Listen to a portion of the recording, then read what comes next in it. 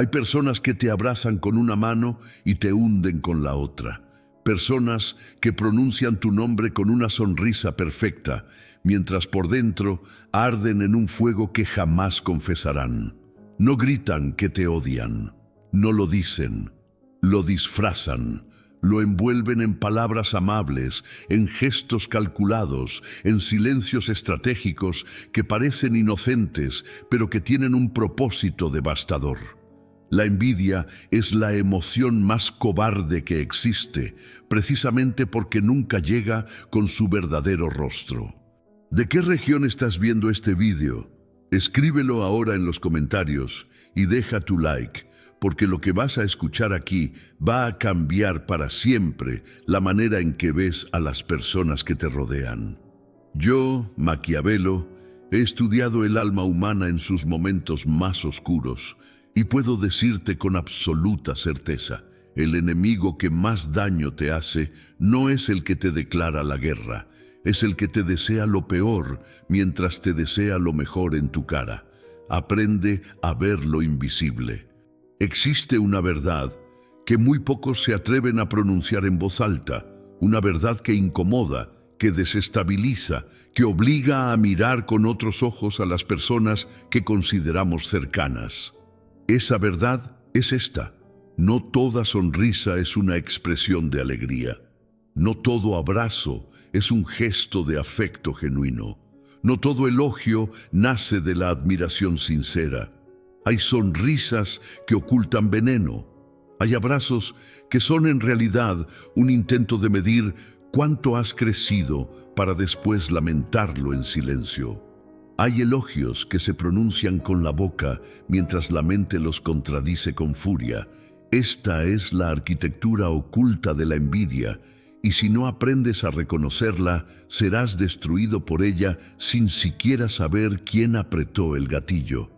El ser humano es una criatura profundamente social, y esa naturaleza social lo hace vulnerable a una de las emociones más antiguas y más corrosivas que existen. La envidia no nació en la modernidad. No es un producto de las redes sociales ni de la cultura del éxito contemporáneo. La envidia es tan vieja como la humanidad misma. Está en los primeros relatos de la historia, en las mitologías más antiguas, en las guerras que devastaron civilizaciones enteras.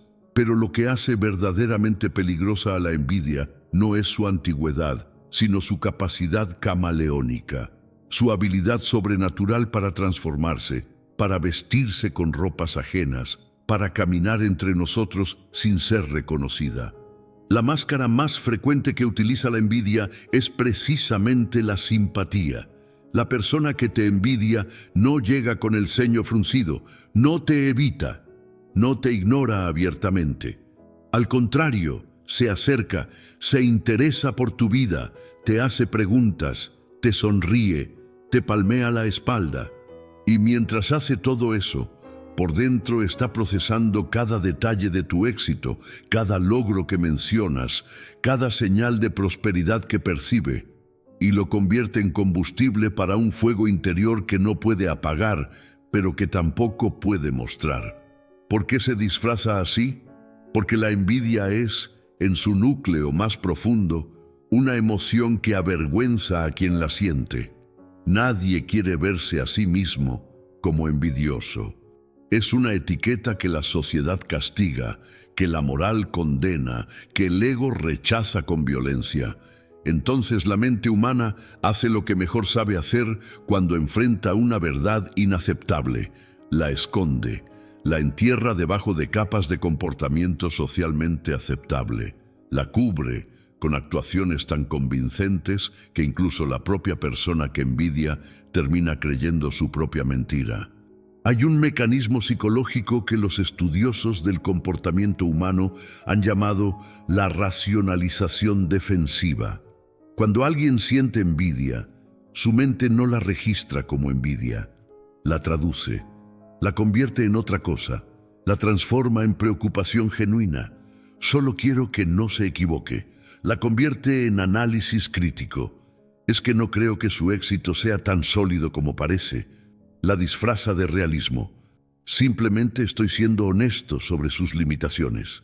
Y con esas traducciones, la persona envidiosa logra dos cosas simultáneamente: sabotear al otro sin sentirse culpable y mantener su propia imagen de persona razonable y bien intencionada.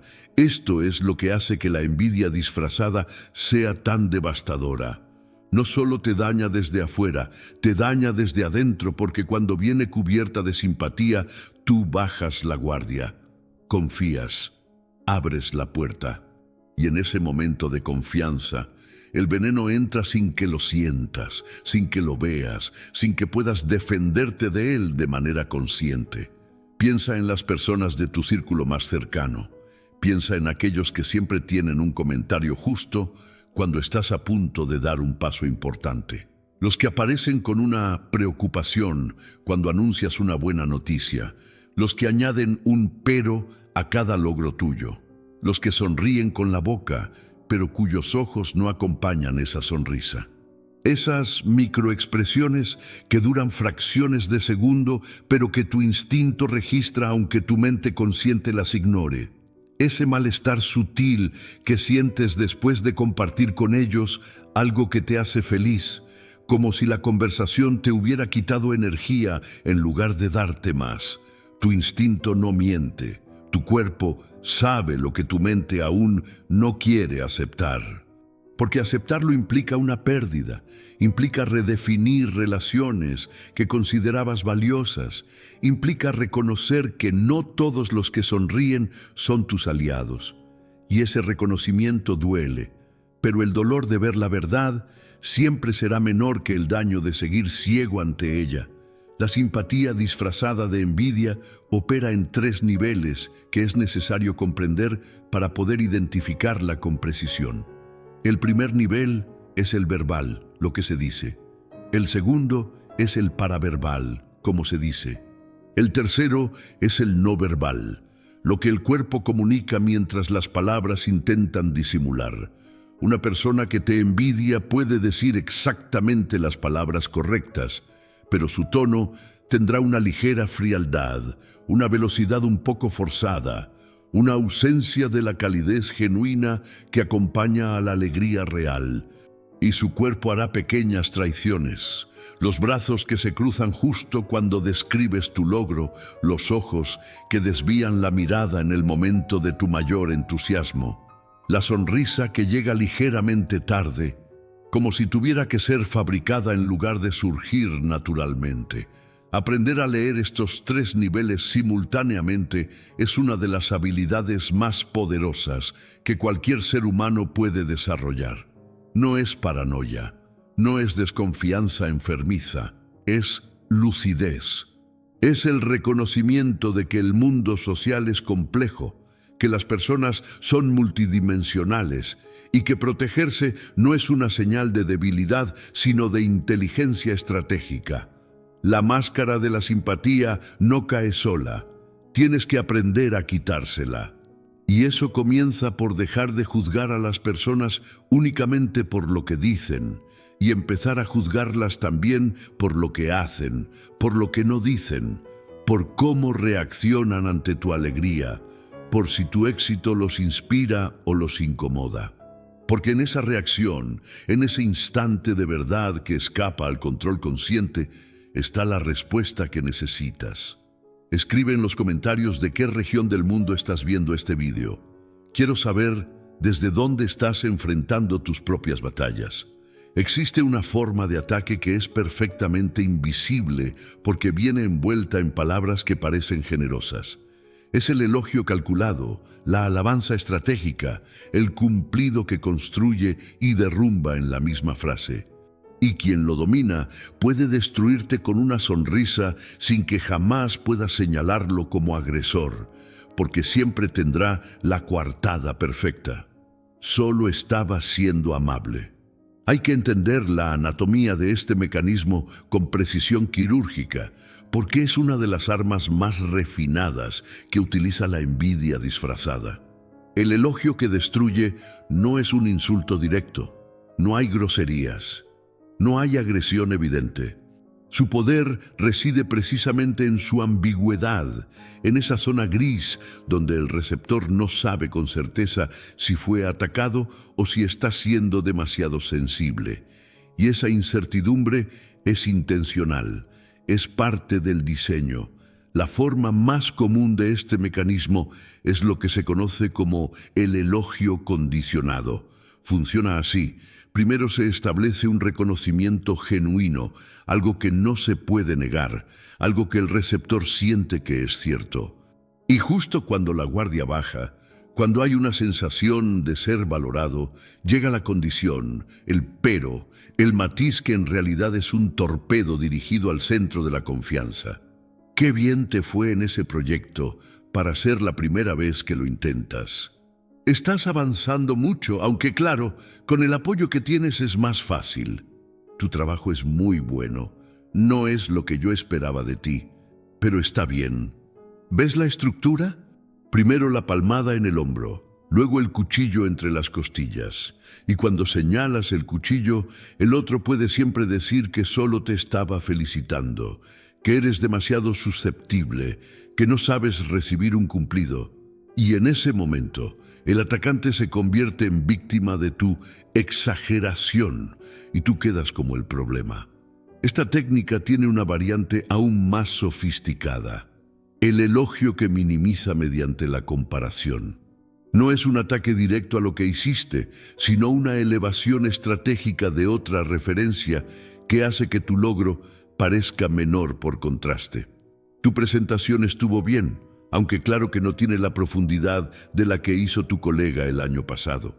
Tu negocio está creciendo, pero si lo comparas con los que ya están consolidados en el mercado, todavía falta mucho. El mensaje implícito es siempre el mismo: lo que lograste no es suficiente. Y ese mensaje no viene firmado, no viene con nombre. Llega envuelto en aparente objetividad y te instala una duda que, si no la identificas, puede paralizar tu impulso con una efectividad devastadora. Hay otro mecanismo relacionado que merece atención especial: el elogio público con sabotaje privado. Esta es quizás la expresión más cínica de la envidia disfrazada, porque requiere de una capacidad de actuación que resulta casi admirable en su perversidad. Frente a ti, frente a los demás, la persona te halaga, te reconoce, habla bien de ti, pero en cuanto te das la vuelta, en conversaciones privadas, en susurros estratégicos a las personas correctas, siembra dudas, menciona tus errores pasados, exagera tus limitaciones, introduce preguntas aparentemente inocentes que hacen que otros empiecen a cuestionarte. ¿No creen que está avanzando demasiado rápido? ¿Alguien más siente que sus resultados no son tan sólidos como parecen? No acusa, no ataca, pregunta. Y las preguntas son el arma más difícil de combatir porque no tienen forma, no tienen autor claro, se expanden como humo y contaminan sin dejar rastro visible. Protegerse de estas formas de ataque requiere desarrollar una habilidad específica, la capacidad de leer el contexto completo de una interacción, no solo las palabras. Cuando alguien te elogia, observa el momento que elige para hacerlo. Observa quiénes están presentes. Observa si el elogio va seguido de algo más. Observa la consistencia entre lo que dice frente a ti y lo que sus acciones revelan cuando no te está mirando directamente. La coherencia entre el discurso público y el comportamiento privado es el indicador más confiable de la intención real detrás de las palabras. También es fundamental desarrollar lo que podríamos llamar inmunidad emocional selectiva. Esto no significa volverse insensible a los elogios ni rechazar el reconocimiento legítimo. Significa aprender a filtrar, a no incorporar automáticamente cada evaluación externa como si fuera una verdad absoluta. La persona que depende del elogio ajeno para construir su autoestima es permanentemente vulnerable a quien sepa manejar el elogio como arma. La independencia emocional, El tener una evaluación propia sólida y bien fundamentada de tus capacidades y logros es el escudo más efectivo contra esta forma de manipulación. Pero hay algo más que necesitas comprender sobre el elogio que destruye, algo que va más allá de la técnica de defensa, el perfil de quien lo usa. No cualquier persona emplea este mecanismo. Hay un tipo específico de individuo que lo ha perfeccionado. Y reconocer ese perfil es tan importante como reconocer el mecanismo mismo. Son personas que en su interior viven una contradicción permanente. Admiran lo que otros tienen o logran, pero esa admiración está tan entrelazada con el dolor de no tenerlo ellos que se convierte en resentimiento. No pueden simplemente alegrarse por el otro porque el éxito ajeno les recuerda, de manera insoportable, su propia percepción de insuficiencia. El elogio calculado es su forma de equilibrar esa ecuación interna. Al darte crédito y quitártelo al mismo tiempo, logran reconocer tu valor sin tener que enfrentar completamente el impacto de tu superioridad en ese aspecto. Es un mecanismo de autoprotección psicológica que tiene un costo brutal para quien lo recibe, pero que para quien lo ejecuta es la única manera que conocen de manejar una emoción que no saben procesar de otra manera. Entender esto no significa disculpar el comportamiento. Significa comprenderlo lo suficiente como para no ser destruido por él, para reconocerlo cuando aparece, para no tomarlo como una verdad objetiva sobre ti mismo y para tomar las decisiones estratégicas correctas sobre cuánta información, cuánto acceso y cuánta confianza le das a quien opera de esa manera. Dime en los comentarios desde qué región del mundo me estás viendo. Tu presencia aquí importa. No todos los enemigos declaran su hostilidad. Los más peligrosos operan desde la sombra, con acciones que individualmente parecen insignificantes, pero que acumuladas forman un patrón de destrucción sistemática. Son los saboteadores silenciosos, y su efectividad reside precisamente en que sus métodos son tan sutiles que la víctima frecuentemente los atribuye a la casualidad, a la mala suerte o incluso a sus propias fallas. El saboteador silencioso no te golpea, te desgasta, no bloquea tu camino de frente, lo complica desde los bordes, no te niega oportunidades directamente, simplemente se asegura de que la información correcta no llegue a ti en el momento correcto, de que esa recomendación que podría haberte abierto una puerta importante llegue tarde, incompleta o directamente no llegue, de que las dudas sobre tu capacidad se instalen en la mente de las personas que toman decisiones, sembradas con tanta delicadeza que nadie puede rastrear quién las plantó ni cuándo. Esta forma de envidia disfrazada es particularmente frecuente en entornos competitivos, el ámbito laboral, los círculos de negocios, los grupos sociales donde el estatus y el reconocimiento son recursos escasos que se disputan de manera constante, aunque la mayoría finja lo contrario. En estos entornos, la información es poder, y el control de la información es una de las herramientas más efectivas del sabotaje silencioso. Piensa en esto con atención. ¿Alguna vez te has enterado de una oportunidad importante cuando ya era demasiado tarde para aprovecharla, a pesar de que otras personas de tu mismo círculo sí se enteraron a tiempo? ¿Has notado que ciertos individuos parecen estar siempre informados mientras tú frecuentemente te encuentras fuera del circuito de información relevante? ¿Ha llegado a tus oídos de manera indirecta que alguien expresó dudas sobre tu trabajo o tu carácter ante personas importantes, pero cuando lo enfrentas directamente lo niega o lo minimiza? Estos no son accidentes, estos son patrones, y los patrones tienen autores. El saboteador silencioso también utiliza otra táctica que es particularmente difícil de combatir: la omisión estratégica. No miente sobre ti, simplemente omite las cosas importantes. Cuando alguien pregunta por ti, da una respuesta técnicamente verdadera pero incompleta, eligiendo qué destacar y qué silenciar con una precisión calculada. Menciona tus errores sin el contexto que los explica. Habla de tus limitaciones sin hablar de tus fortalezas. Presenta una versión de ti que es parcialmente cierta pero completamente distorsionada. Y esa distorsión tiene un propósito claro: erosionar la percepción que los demás tienen de ti sin que puedas acusarlo de mentir, porque técnicamente no lo hizo. Hay una tercera táctica que los saboteadores silenciosos dominan con maestría: la creación de dependencia seguida de su retirada estratégica. En un primer momento se ofrecen como apoyo, como aliados, como personas dispuestas a ayudarte. Te permiten depender de ellos, te acostumbran a contar con su colaboración, y justo en el momento de mayor necesidad, cuando esa dependencia es más profunda y cuando su retirada causará el mayor daño, desaparecen. Con excusas perfectamente razonables, con justificaciones que nadie puede refutar.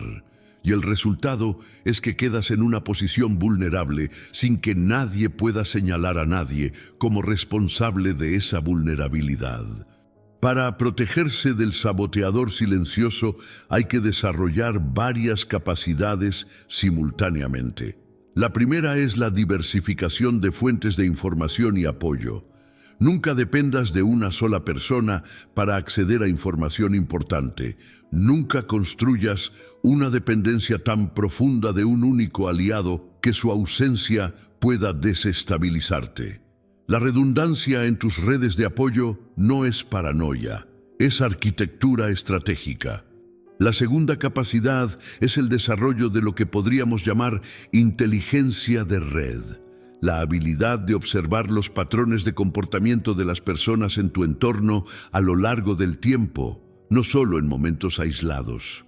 Un saboteador silencioso puede ser perfectamente plausible en cualquier interacción individual, pero si observas su comportamiento a lo largo de meses, los patrones emergen con una claridad que ninguna actuación puede sostener indefinidamente. La tercera capacidad es la documentación silenciosa. No para construir un caso legal, sino para tu propio registro mental y práctico de quién dijo qué, quién actuó de qué manera, qué información llegó o no llegó, a través de qué canales. Esta documentación te permite distinguir el patrón del accidente, identificar al actor detrás de la casualidad aparente y tomar decisiones informadas sobre en quién confiar y a quién mantener a una distancia estratégica. Pero más allá de las tácticas de defensa, hay una comprensión más profunda que necesitas integrar sobre los saboteadores silenciosos. Su actividad revela algo sobre ti que es fundamental reconocer y celebrar. Nadie sabotea a quien no representa una amenaza.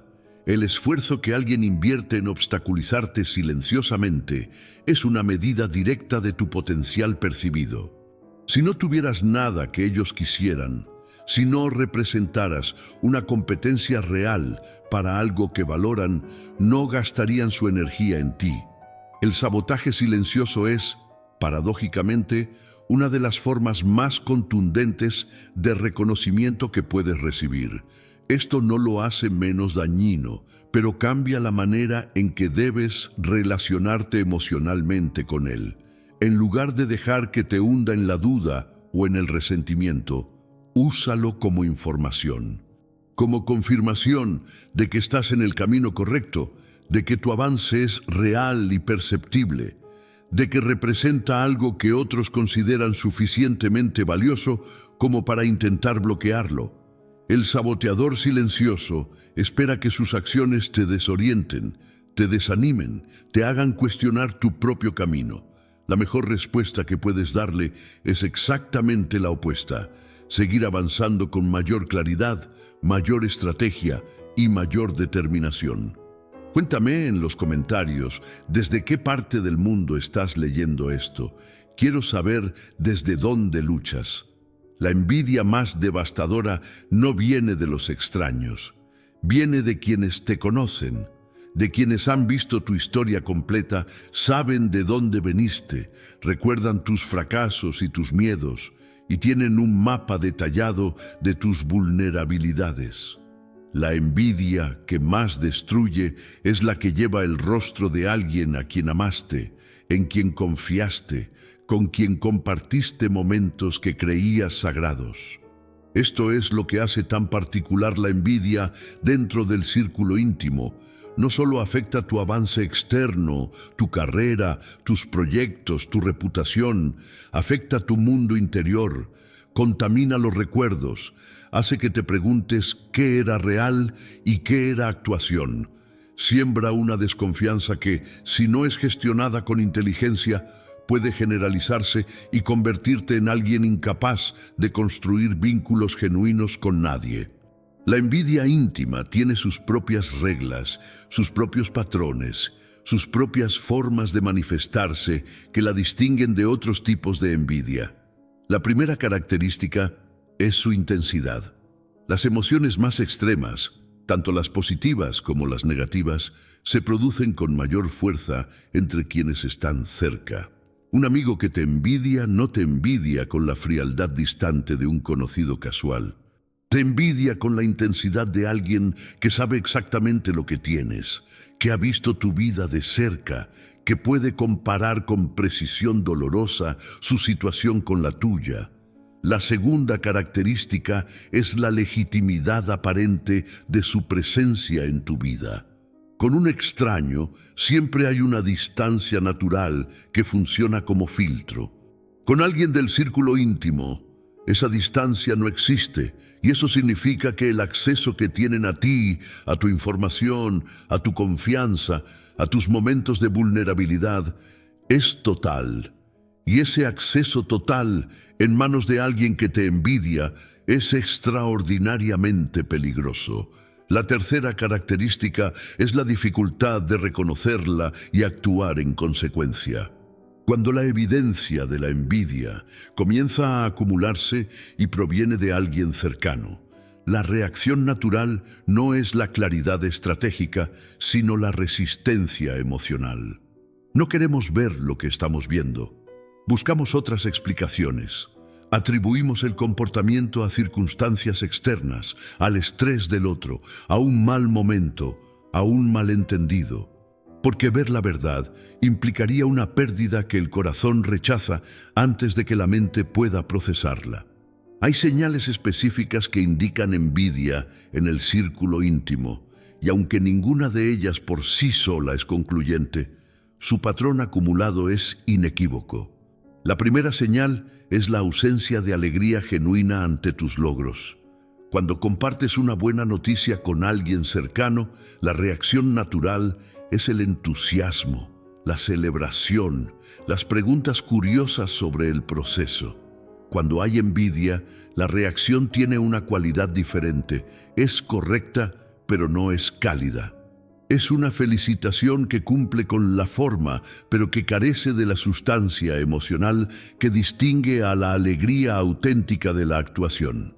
La segunda señal es el impulso de relativizar o contextualizar tus logros inmediatamente después de reconocerlos. Sí, te fue bien, pero también hay que ver cuánto te costó. Es un buen resultado, aunque el mercado también estaba ayudando a todos.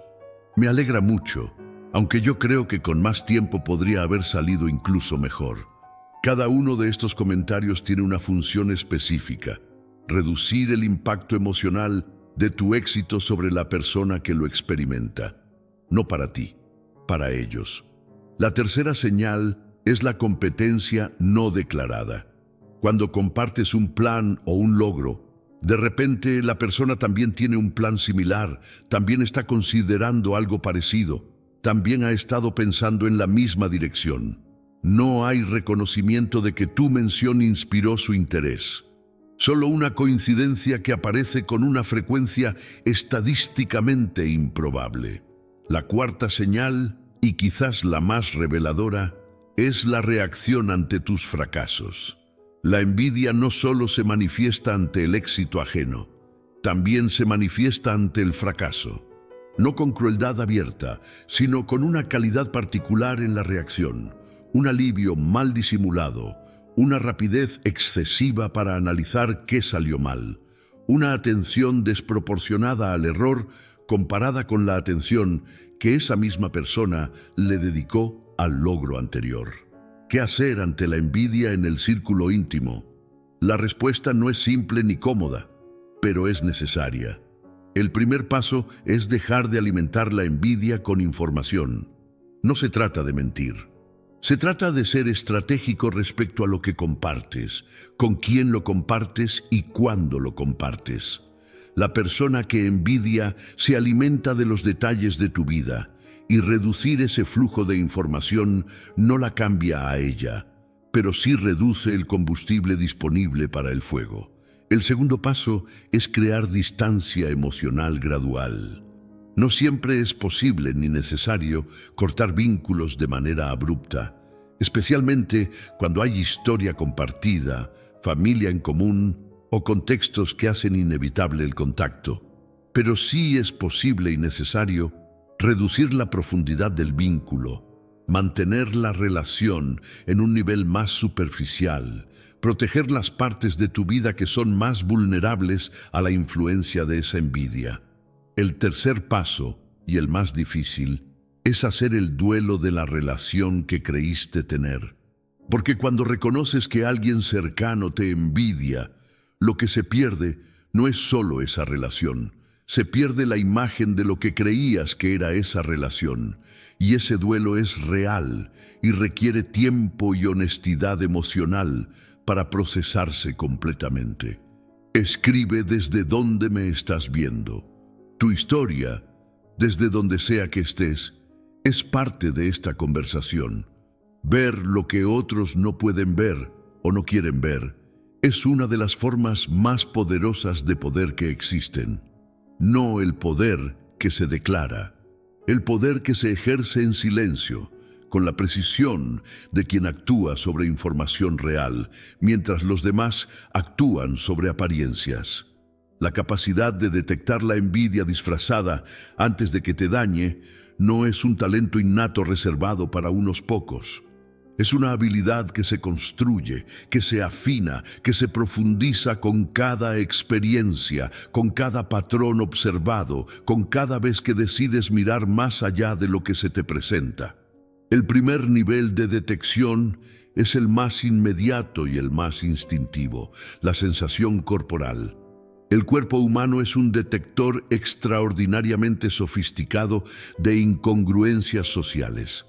Antes de que la mente consciente procese y analice, antes de que tengas palabras para describir lo que percibes, el cuerpo ya registró la discrepancia entre lo que alguien dice y lo que realmente irradia.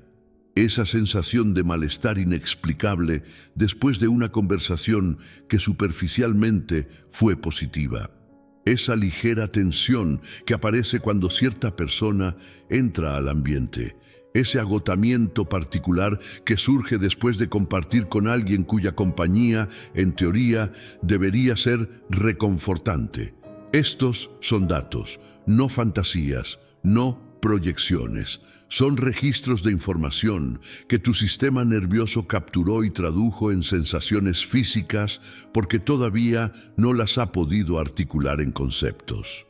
Aprender a prestar atención a esas sensaciones, a no descartarlas automáticamente como irracionales, es el primer paso para desarrollar la capacidad de ver lo que se esconde.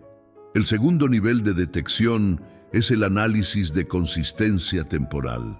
Una persona puede controlar su comportamiento en un momento dado con suficiente esfuerzo y motivación. Pero mantener esa consistencia a lo largo del tiempo, a través de múltiples situaciones, especialmente en situaciones de estrés o sorpresa, donde el control consciente se reduce, es extraordinariamente difícil. Los patrones de comportamiento a largo plazo son mucho más reveladores que cualquier interacción individual, porque revelan no lo que alguien quiere mostrarte, sino lo que genuinamente siente y piensa. Observa cómo se ha comportado determinada persona a lo largo de los últimos meses o años, cada vez que algo bueno te ha sucedido. Observa la consistencia o inconsistencia entre sus palabras y sus acciones en esas situaciones. Observa si sus reacciones son predecibles en función de tus éxitos. Si cada vez que avanzas, algo se complica en la dinámica con esa persona, si cada vez que logras algo relevante hay una fricción nueva, una distancia que aparece o una crítica que surge, eso no es casualidad. Eso es información. El tercer nivel de detección es el análisis de lo que no se dice. El silencio tiene gramática propia. La ausencia de ciertas palabras en ciertos momentos es tan reveladora como las palabras que sí se pronuncian. Cuando alguien que supuestamente te apoya no menciona tu logro, cuando habría sido natural hacerlo, cuando hay un silencio donde debería haber un reconocimiento, cuando la conversación fluye con comodidad sobre todos los temas, excepto sobre los que tienen que ver con tu progreso, esos silencios estratégicos cuentan una historia. El cuarto nivel es la observación de las reacciones microemocionales, esas expresiones faciales que duran fracciones de segundo y que el rostro no puede controlar completamente porque ocurren antes de que el sistema consciente active los mecanismos de ocultamiento.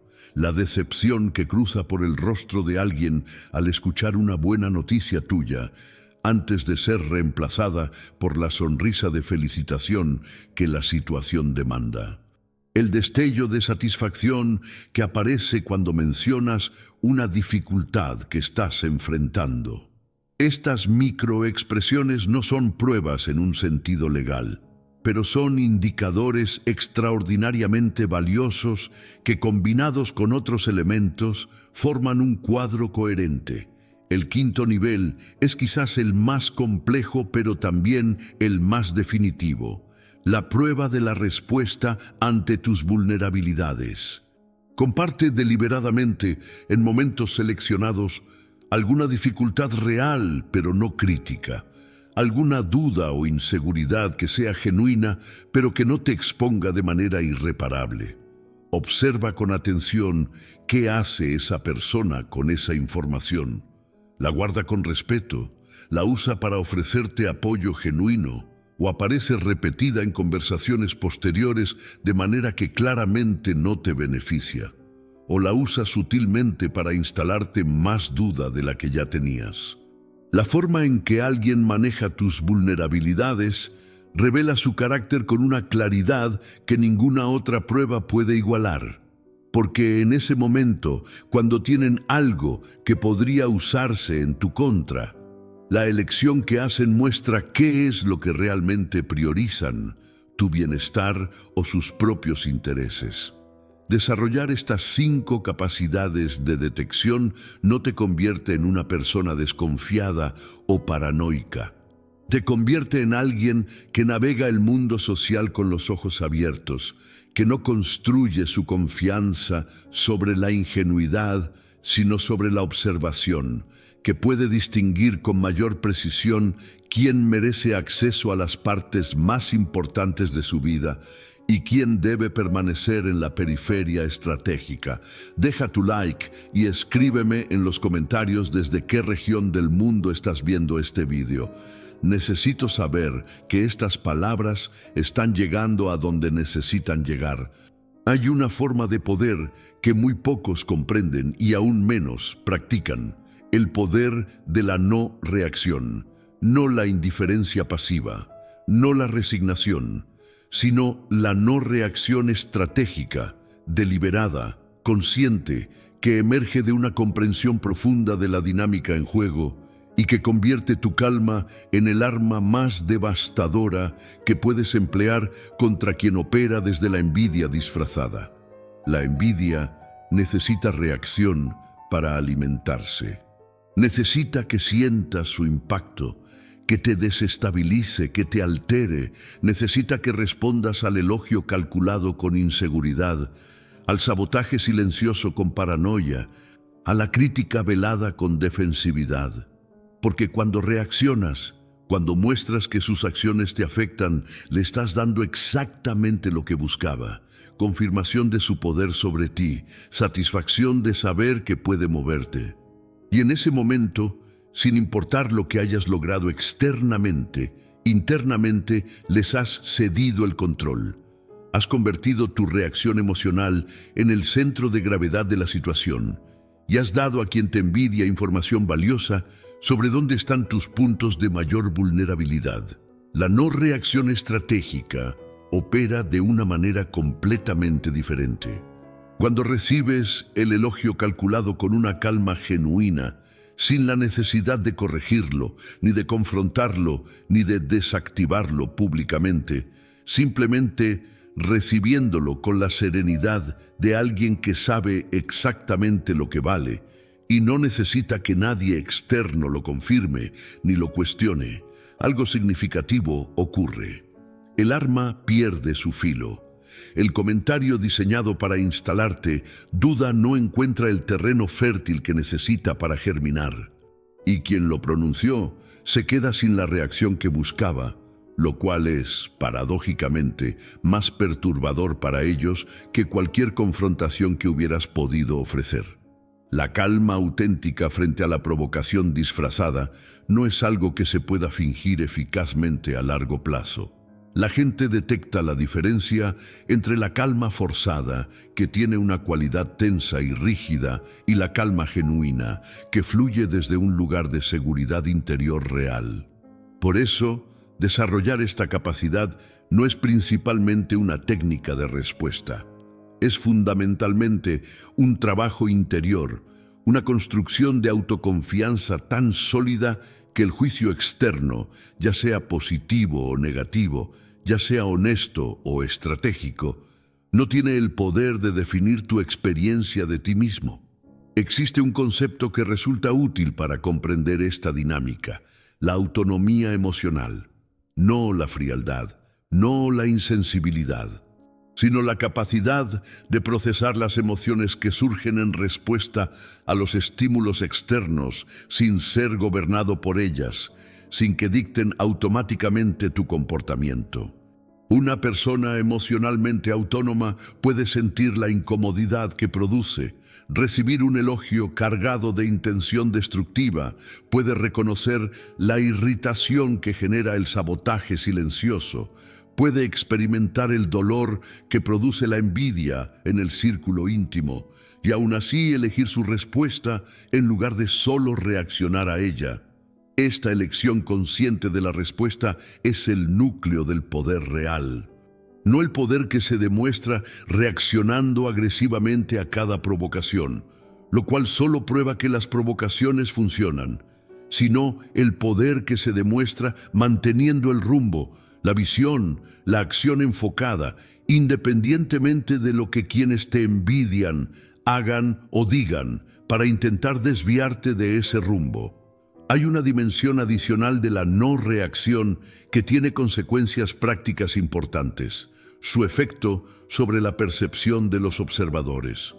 En cualquier entorno social, siempre hay personas observando las dinámicas, registrando cómo se comportan los diferentes actores, formando juicios sobre quién tiene verdadera solidez y quién es vulnerable a la desestabilización. Cuando mantienes la calma y el foco ante provocaciones que otros pueden percibir, aunque no estén directamente involucrados, proyectas una imagen de fortaleza interior que es más convincente que cualquier declaración explícita de confianza que puedas hacer. La persona que necesita reaccionar a cada crítica, que se defiende ante cada cuestionamiento, que demuestra emocionalmente cuánto le afecta cada ataque, aunque sus defensas sean perfectamente razonables, comunica implícitamente que esos ataques tienen el poder de afectarla.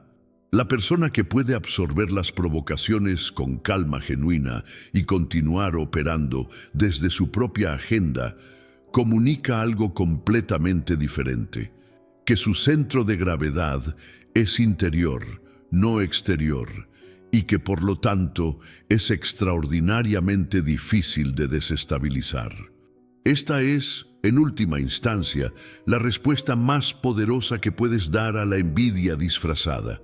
No la confrontación, no la exposición pública del envidioso, no la revancha, sino la demostración consistente de que no tiene poder real sobre tu trayectoria, que sus acciones, por sofisticadas que sean, no logran detenerte. Que cada obstáculo que pone en tu camino te encuentra con más determinación que antes, con mayor claridad, con una serenidad que resulta, para ellos, más perturbadora que cualquier conflicto abierto. Escríbeme desde qué parte del mundo estás viendo este video. Tu presencia aquí ya es un acto de poder. Existe una forma de envidia disfrazada que es especialmente difícil de identificar porque se presenta en el formato que más asociamos con el cuidado genuino, el consejo. Cuando alguien que te envidia te da un consejo, no lo hace con el tono del enemigo, lo hace con el tono del mentor, del amigo preocupado, del realista que quiere salvarte de errores que ya ha visto antes.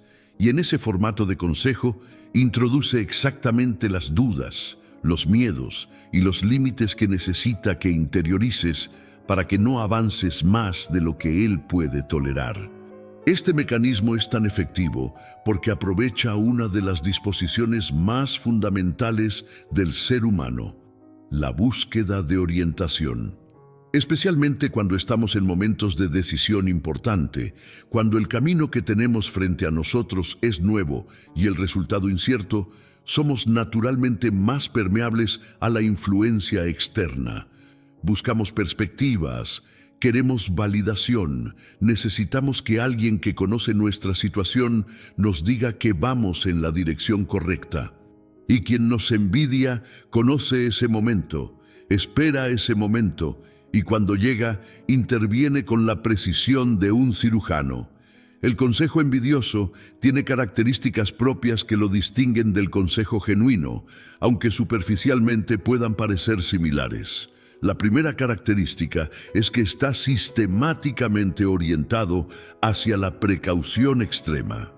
No el equilibrio entre oportunidad y riesgo que caracteriza al buen consejo, sino una inclinación consistente hacia el riesgo, hacia los obstáculos, hacia las razones por las cuales algo podría salir mal. Tienes que tener cuidado con eso. Yo en tu lugar me lo pensaría 2 veces. Conozco a personas que intentaron algo similar y les fue muy mal. Siempre el freno, nunca el impulso, siempre el peligro, nunca la oportunidad. La segunda característica es que el consejo envidioso frecuentemente cita ejemplos de fracasos ajenos con una especificidad y un entusiasmo que contrasta con la vaguedad con que trata los ejemplos de éxito. Cuando habla de alguien que fracasó intentando algo similar a lo que tú planeas, los detalles son vívidos, los obstáculos son precisos, la historia está narrada con una claridad que transmite un mensaje inequívoco. Ese es tu destino probable. Cuando se le pregunta por ejemplos de quienes lo lograron, la respuesta es difusa, con condicionantes, con sí, pero en circunstancias muy distintas, con una serie de razones por las cuales ese éxito no es aplicable a tu situación.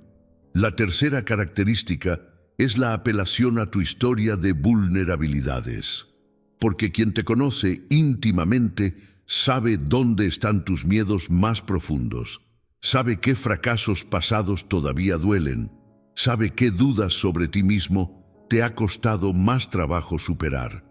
Y el consejo envidioso toca exactamente esos puntos, no de manera cruel ni explícita, sino con una suavidad calculada que hace que el miedo resurja sin que puedas señalar claramente que fue activado intencionalmente. ¿Cómo distinguir el consejo genuino del consejo envidioso? Hay varios criterios que resultan útiles. El primero es analizar el historial completo del consejero. ¿Sus consejos anteriores te han llevado hacia mayor crecimiento o hacia mayor parálisis? ¿Sus intervenciones en el pasado han coincidido con tus momentos de mayor impulso, y potencial avance. Puedes identificar un patrón donde precisamente cuando estabas más cerca de dar un salto importante, sus consejos aparecían para poner en duda ese salto. El segundo criterio es observar si el consejo está orientado hacia soluciones o hacia problemas. El consejo genuino identifica los riesgos, pero inmediatamente trabaja para encontrar maneras de mitigarlos. El consejo envidioso identifica los riesgos y se detiene ahí o amplifica los riesgos sin ofrecer alternativas constructivas. La energía del consejo genuino es activa y constructiva incluso cuando señala obstáculos. La energía del consejo envidioso es paralizante. El tercer criterio es quizás el más definitivo: observar si el consejero se beneficiaría de alguna manera de que tú no avances. No siempre de manera material u obvia. A veces el beneficio es puramente psicológico. Si no avanzas, la distancia entre los dos no aumenta, y esa distancia es lo que resulta intolerable para quien te envidia. Si no das el salto, seguís siendo comparables, y esa comparabilidad es lo que necesita para no tener que confrontar su propia percepción de insuficiencia. Una vez que has identificado que un consejo proviene de la envidia disfrazada, la decisión estratégica sobre qué hacer con él no es automática. No siempre la respuesta correcta es ignorarlo completamente. A veces, incluso quien te da un consejo con motivaciones cuestionables puede, por accidente o por conocimiento real de algún aspecto del tema, incluir observaciones que tienen valor objetivo.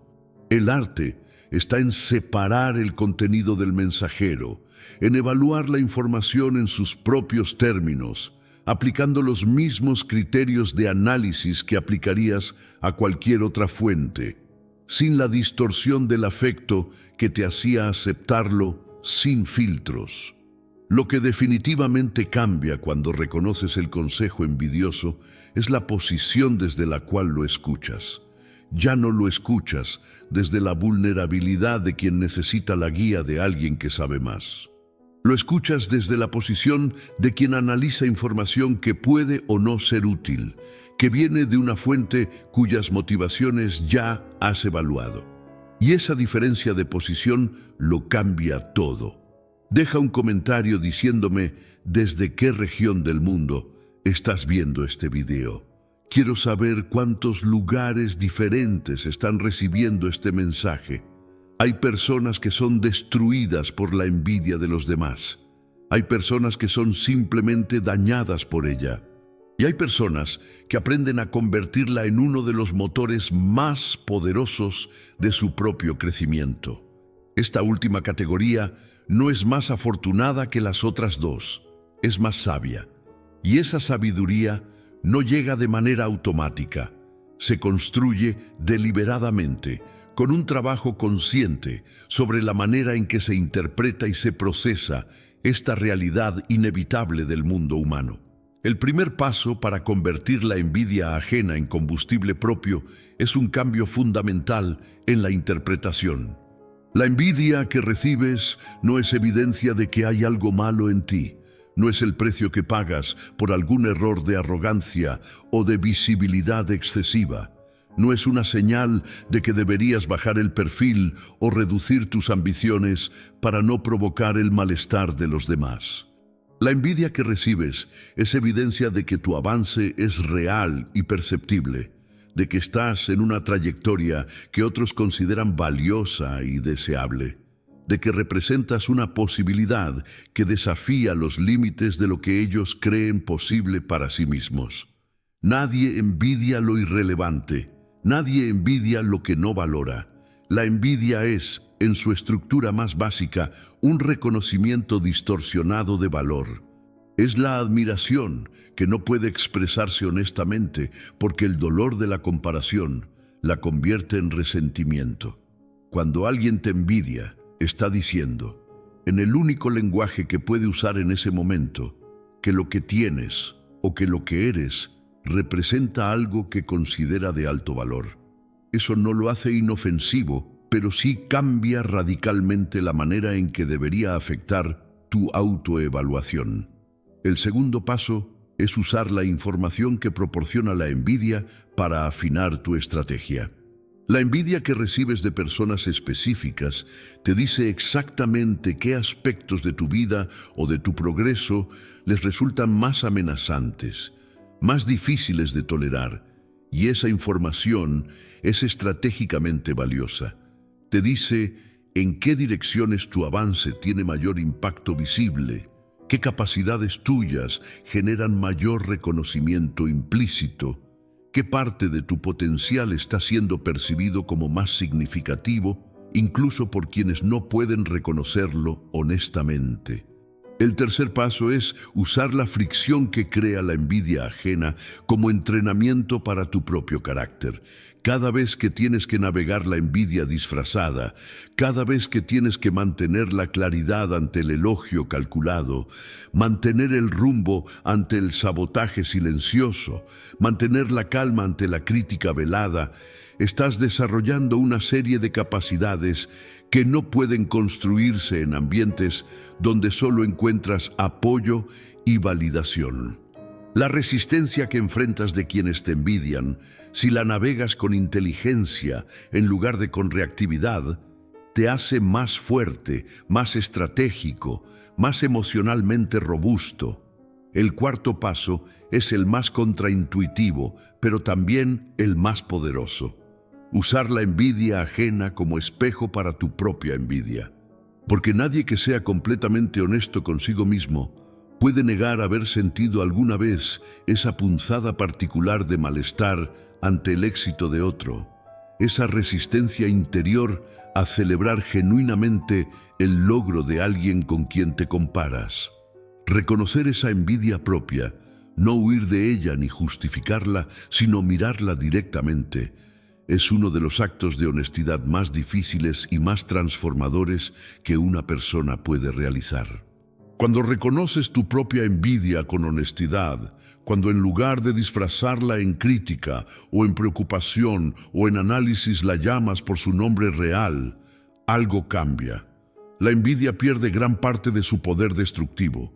Puedes empezar a usarla como información sobre qué deseas genuinamente, sobre qué aspectos de tu propia vida quieres desarrollar, sobre qué potencial tuyo está siendo subexpresado. La envidia propia, transformada con honestidad, se convierte en claridad sobre la dirección correcta.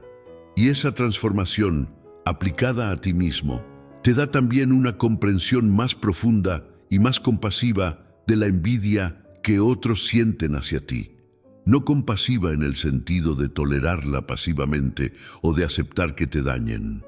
Compasiva en el sentido de no necesitar convertirla en un drama existencial, de poder reconocerla por lo que es, una emoción humana profundamente arraigada que se manifiesta de maneras que dañan a quienes la experimentan tanto o más que a quienes son sus objetos, y de continuar tu camino sin que esa realidad te amargue o te deforme.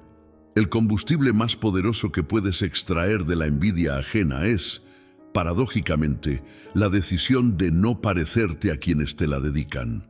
La decisión de construir un carácter donde haya genuinamente espacio para la alegría ante el éxito ajeno, donde la prosperidad de otro no represente una amenaza sino una inspiración, donde tu autoestima sea suficientemente sólida para no requerir que los demás fracasen para que tú te sientas suficiente. Ese carácter, esa manera de habitar el mundo, es la victoria final sobre la envidia, tanto la que otros sienten hacia ti como la que tú podrías sentir hacia ellos. Cuéntame en los comentarios desde qué región del planeta estás acompañándonos hoy. Hay una sabiduría que se paga cara. La sabiduría de ver con claridad el funcionamiento real de las relaciones humanas, de haber aprendido a identificar la envidia disfrazada, el sabotaje silencioso, el elogio calculado, la traición íntima. Esta sabiduría transforma, pero si no se maneja con inteligencia, también puede distorsionar, puede convertirse en cinismo, en desconfianza sistemática, en la incapacidad de construir vínculos genuinos, porque el conocimiento de cómo pueden corromperse se vuelve más dominante que la apertura necesaria para construirlos. El que sabe demasiado sobre la envidia humana enfrenta un riesgo específico: comenzar a verla donde no existe, a interpretar cada silencio como sabotaje, cada elogio como trampa, cada consejo como veneno calculado. Y cuando eso ocurre, cuando la lucidez se convierte en paranoia, el resultado es una vida que se estrecha, que se cierra, que pierde la riqueza de las conexiones reales, porque el miedo a las falsas las contamina todas sin distinción. Por eso, el que sabe demasiado necesita reglas, no para limitar su percepción, sino para canalizarla, para asegurarse de que el conocimiento que ha adquirido a través del dolor y la experiencia se convierta en una herramienta de construcción y no en una jaula de cristal desde la cual observa el mundo con distancia permanente, protegido de la traición, pero también de la conexión. La primera regla es la regla de la evidencia acumulada. No actuar sobre la base de una sola observación, por convincente que parezca en el momento. La envidia disfrazada se revela en patrones, no en incidentes aislados. Un comentario ambiguo puede ser una torpeza, no una estrategia. Una reacción fría ante tu éxito puede reflejar un mal día del otro, no resentimiento hacia ti. Es el patrón sostenido a lo largo del tiempo, la consistencia del comportamiento a través de múltiples situaciones, lo que constituye evidencia real. Actuar sobre incidentes aislados te hace injusto con quienes no merecen tu desconfianza y te hace perder energía en batallas que no existen. La segunda regla es la regla de la proporcionalidad de la respuesta. Cuando la evidencia acumulada sí señala hacia la envidia disfrazada, la respuesta debe ser proporcional al daño real que esa envidia puede causar. No toda envidia merece la misma reacción. Alguien que te envidia pero cuyo acceso a tu vida es mínimo y cuya capacidad de daño real es limitada, requiere una respuesta diferente de alguien cuya envidia opera desde una posición de influencia real sobre tu carrera, tus relaciones o tu reputación. Diferenciar entre estas categorías y responder proporcionalmente a cada una es una habilidad que conserva tu energía para donde realmente se necesita. La tercera regla es la regla de la separación entre persona y emoción. Quien siente envidia hacia ti no es, en su totalidad, un enemigo. Es un ser humano que experimenta una emoción que no sabe cómo gestionar de manera saludable y que como resultado de esa incapacidad te daña. Eso no significa que debas exponerte a ese daño indefinidamente ni que debas excusar comportamientos que genuinamente te perjudican. Pero sí significa que la respuesta más inteligente frecuentemente no es la confrontación directa ni la declaración de enemistad, sino el reposicionamiento estratégico que reduce tu exposición sin crear conflictos innecesarios que consumen energía y crean enemigos más activos de lo que eran antes. La cuarta regla es la regla de la inversión selectiva de confianza. El que sabe demasiado no debe cerrar la puerta a la confianza, debe aprender a administrarla con mayor precisión. La confianza no es un estado binario, todo o nada, que se otorga o se niega en bloque. Es un recurso que se puede distribuir en diferentes niveles según lo que la evidencia justifica. Hay personas que merecen acceso a los niveles más profundos de tu vida. Hay personas que merecen un nivel de confianza funcional, pero no íntima. Hay personas que merecen solo el nivel de interacción que la situación exige y nada más. Saber en qué categoría ubicar a cada persona y ajustar esa categorización a medida que la evidencia cambia es el arte del que navega el mundo social con sabiduría sin cerrarse completamente a él. La quinta regla es la más difícil y la más necesaria. La regla de la autoobservación continua. El que sabe demasiado sobre la envidia ajena debe ser el más riguroso observador de su propia envidia. Porque la tentación de quien ha desarrollado agudeza para detectar la envidia en otros es volverse ciego a la propia. Es fácil construir una narrativa donde uno es siempre el observador lúcido y nunca el actor con motivaciones cuestionables. Pero esa narrativa es una ilusión que, si no se cuestiona, corrompe la sabiduría que tanto costó construir. Quien genuinamente ha integrado la comprensión de la envidia, quien sabe de verdad lo que cuesta ser su víctima, tiene la mayor motivación posible para no convertirse en su ejecutor. Para cultivar activamente una manera de relacionarse con el éxito ajeno que sea honesta, que reconozca cuando surge la punzada del resentimiento, que no la disfrace, sino que la use como información para trabajar en la propia dirección, y que encuentre en la prosperidad de otros una fuente de inspiración en lugar de una amenaza. Esta autoobservación continua no es un ejercicio de autoflagelación. No se trata de culpabilizarse por sentir emociones que son parte de la naturaleza humana. Se trata de no dejar que esas emociones operen desde la oscuridad, no dejar que dirijan el comportamiento desde un lugar subterráneo donde su influencia es máxima precisamente porque no es reconocida. Sacarlas a la luz, examinarlas, elegir conscientemente cómo actuar en su presencia en lugar de ser gobernado por ellas sin saberlo. El que sabe demasiado y maneja ese conocimiento con estas reglas no se convierte en un ser solitario y blindado.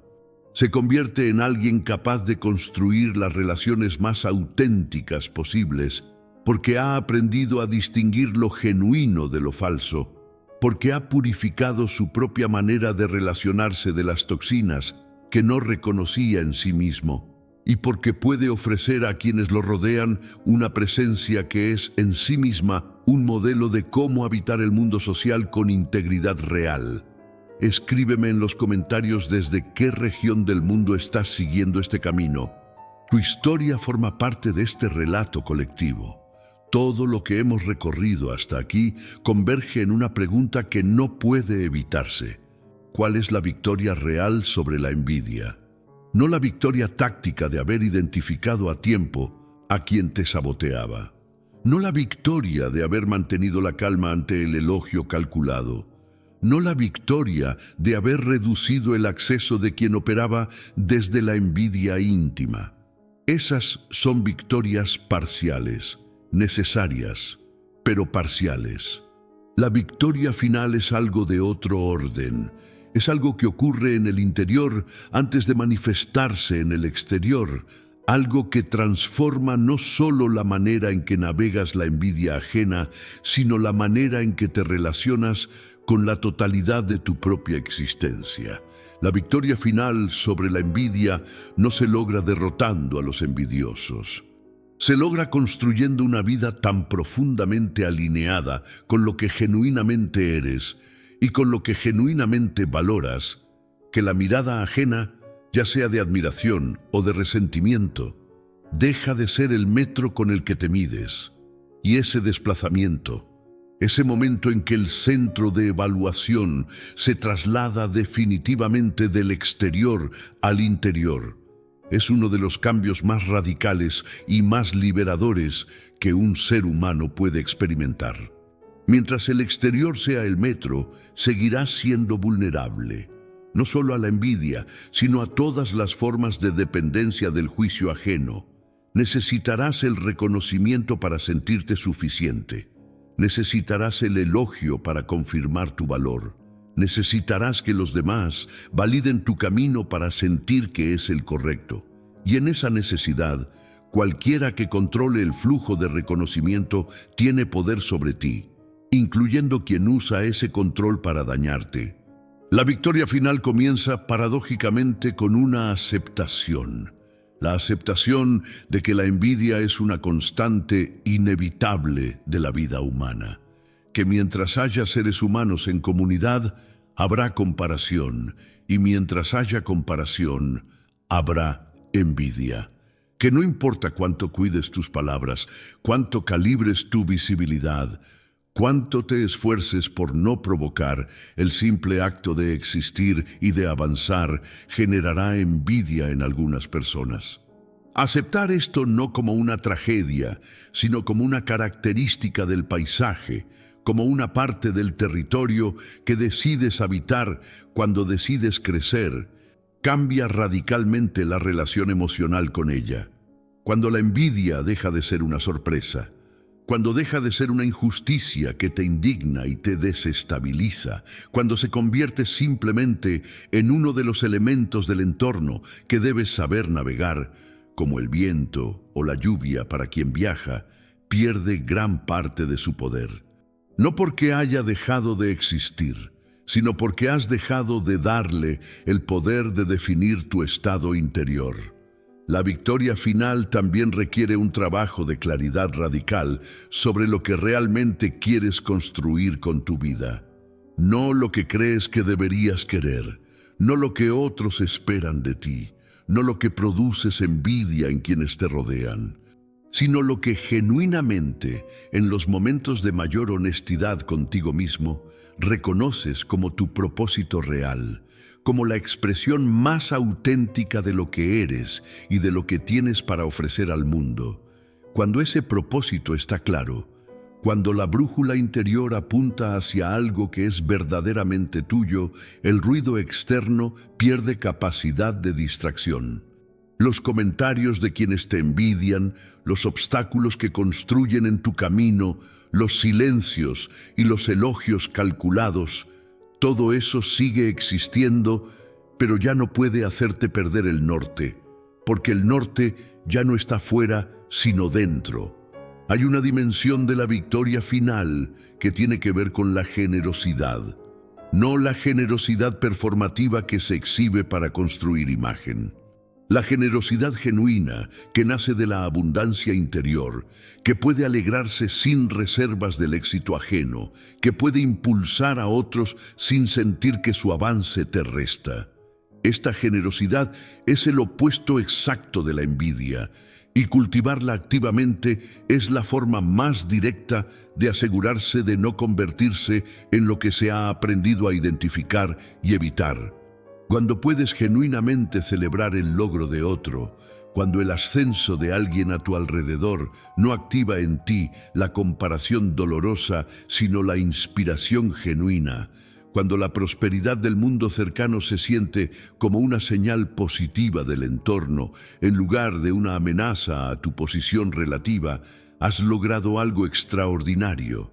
Has transformado la energía que la envidia habría consumido en ti en combustible para tu propio crecimiento y para el crecimiento de quienes te rodean. La victoria final sobre la envidia no es silenciosa ni es invisible. Se manifiesta en la calidad de tu presencia, en la solidez de tu carácter frente a las pruebas, en la consistencia entre lo que dices y lo que haces, en la capacidad de mantener la apertura y la generosidad incluso después de haber sido traicionado, incluso después de haber visto de cerca las formas más oscuras de la envidia disfrazada. No es ingenuidad lo que te mantiene abierto, es fortaleza. Es la certeza de que no necesitas blindarte del mundo para sobrevivir en él, porque has construido algo interior que ninguna envidia externa puede verdaderamente alcanzar.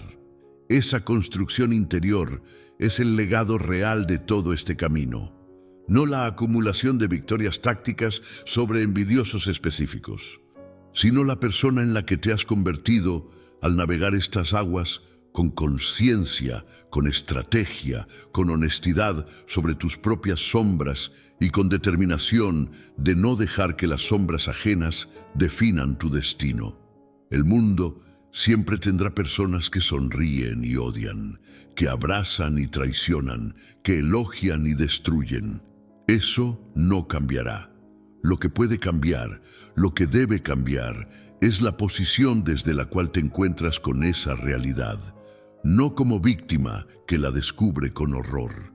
no como cínico que la usa como excusa para cerrarse al mundo, sino como alguien que la ve con claridad, la navega con inteligencia y continúa construyendo con una fuerza que ninguna envidia, por sofisticada que sea, tiene el poder de apagar.